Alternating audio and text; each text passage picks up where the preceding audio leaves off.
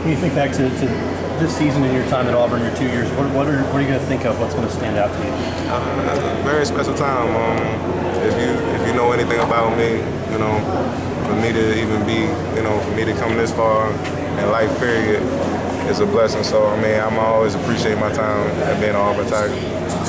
What's next for you, Ken? Where do you go from here? Train for the NFL.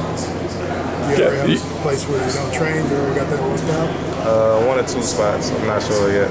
You really kind of got it going there in the second half. Do you feel like you're in a pretty good rhythm running the ball? Yeah, definitely. We made some adjustments at halftime.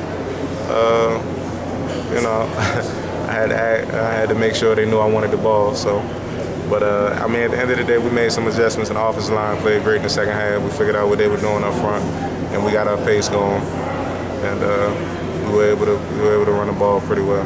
What did you do to make sure they knew you wanted the ball? I told them I want the ball. It's about as simple as you can be. Who'd you tell? I mean, anybody who will listen. Yeah, you really had to be patient last year, waiting for your turn. Did this season turn out the way you wanted it? No, actually it didn't. I fell short of what I wanted to do. I wanted to break the record, so I fell short of that. If I'd have had another game, I would have. You want to broke Trey's record? Yeah, if I'd had another game, I'd have did it, but we ain't go to the SEC championship, so.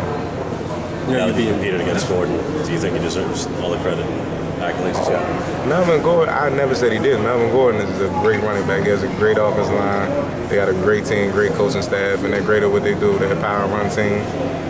And I mean, just look at the history of Wisconsin running backs. I mean, they pretty much got all the records in the NCAA. As you do prepare for the next level, how much do you think you're going to have to address age as a concern for teams? Obviously, you didn't play for a couple of years, but nevertheless, you are older than a 21-year-old junior coming in. Well, I mean, with age comes maturity. So, you know, some of the same problems you'll have with a 21-year-old, you won't have with me. And at the end of the day, the 2 years I was sitting at home, I wasn't playing football. So, I mean, I probably got the same wear and tear that a 21-year-old got.